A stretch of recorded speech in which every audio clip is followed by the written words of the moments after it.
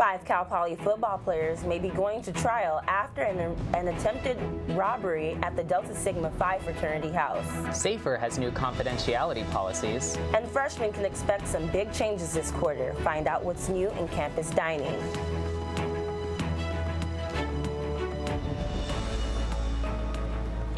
Thank you for joining us for our weekly broadcast. I'm Ben King. And I'm Bukky Babalola. This is Mustang News.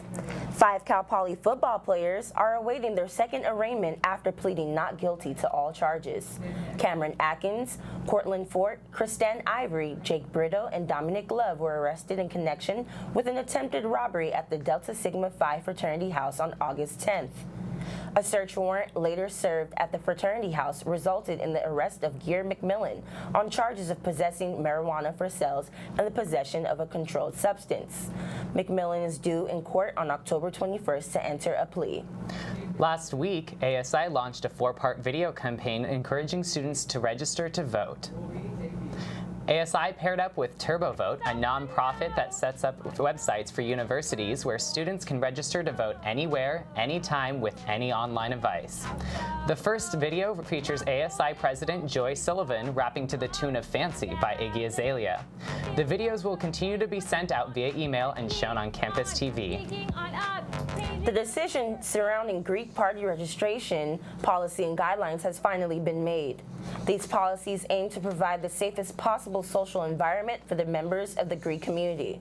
The 15-article document outlines regulations dictating when a party may be hosted, registration process, and even guest list guidelines. A full overview of this document is available on deanofstudents.calpoly.edu. A Cal Poly club may be banned from campus because they refuse to sign an anti-discrimination policy. All clubs at CSU campuses are required to allow enrolled students to participate in club membership and leadership positions. According to the CSU Executive Order 1068, University San Luis Obispo, part of a nationwide Christian campus ministry, did not sign the executive order banning discrimination. InterVarsity says they welcome anyone to become a member. However, the club is opposed to allowing anyone that doesn't practice Christianity to have a leadership role. If we're going to ask someone to lead a Bible study, we want them to actually believe what they're reading. For us to have integrity, to call students to faith, we think we should be able to allow leaders to believe in the very thing that they're preaching. After connecting with the chancellor, InterVarsity was allowed to not abide to the executive order for 1 year. They will be meeting with the CSU chancellor next week to negotiate what the club's status on campus will be in the future. Safer has some new confidentiality changes coming this year. In previous years, the on-campus organization, which provides an outlet for students who have been sexually assaulted, was required to report all incidents to Jean DaCosta, who would then reach out to the student affected and offer support.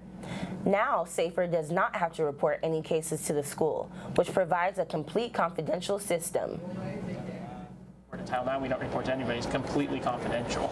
So if the student just doesn't want anything, any emails, anybody else knowing but the student as well as the counselor, then it's a great resource. Safer hopes students understand when they report to Safer, they are not reporting to the school. A new term is being used to describe a potentially dangerous time for college students. The red zone is the period from college move-in dates to Thanksgiving break, when new students are at a higher risk of being sexually assaulted. Chief of Police Chris Staley says there are ways to stay safe. I think just being very cautious, so you actually, decide you're going to spend time with or go home with, and make sure that people know where you're at, and that there's a way of getting out of there. Women are at the highest risk, and typically large amounts of alcohol are involved. The Obama administration released a list of 55 universities under investigation for their handling of sexual assault cases. California legislature has passed Bill 967, which prohibits universities from receiving federal funding unless they comply with new policies and procedures for sexual assault complaints. Colleges also must implement prevention and outreach programs for sexual violence, domestic violence, dating violence, and stalking. Supporters hope the bill will reduce sexual assaults and encourage those affected to seek help. The bill awaits Governor Jerry Brown's approval.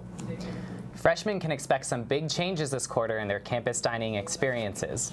These changes include new promotions, more nutritional options, and even a new made-to-order salad restaurant called Red Radish.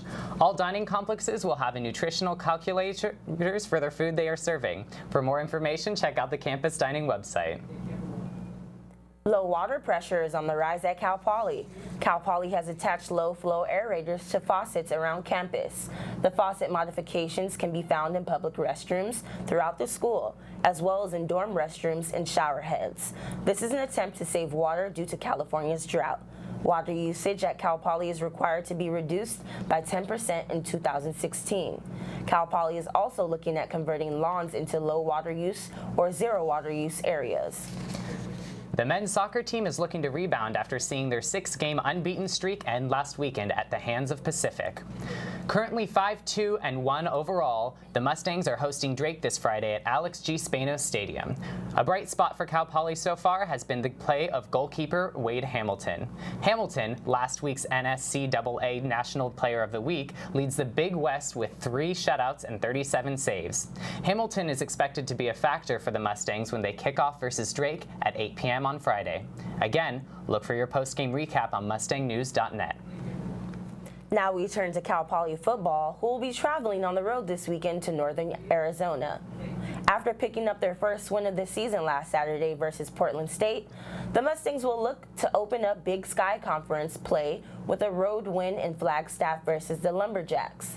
The last meeting between the schools resulted in a 17-13 defeat at Alex G. Spanos Stadium, helping the Lumberjacks on their way to a 7-1 finish in the Big Sky. Look for the Mustangs to continue to enforce their running game after racking up more than 470 yards last week versus Portland State. The matchup is set for 4 or 5 p.m. Head to mustangnews.net for your post-game reviews. On Wednesday evening, spectators at Vino Robles Amphitheater in Paso Robles had the unique opportunity to experience the electrifying sounds of the Mimicking Birds with headliners Modest Mouse. First up to perform were Portland natives, the Mimicking Birds, who revved up the crowd with their trendy haircuts, desert folk dreamscape feel, and 8-song set. Then it was Modest Mouse's turn. The band does not often tour, so this performance was especially populated with fans. Modest Mouse played for over 2 hours and included both new and old material. They played 18 songs before coming back for an unbelievable 6-song encore and an energetic crowd. We're leaving you now with a song from Second Cousins, who performed in the University Union this past Sunday. Thank you for joining us for our weekly broadcast. I'm Ben King. And I'm Bukky Babalola. Have a great day, Cal Poly.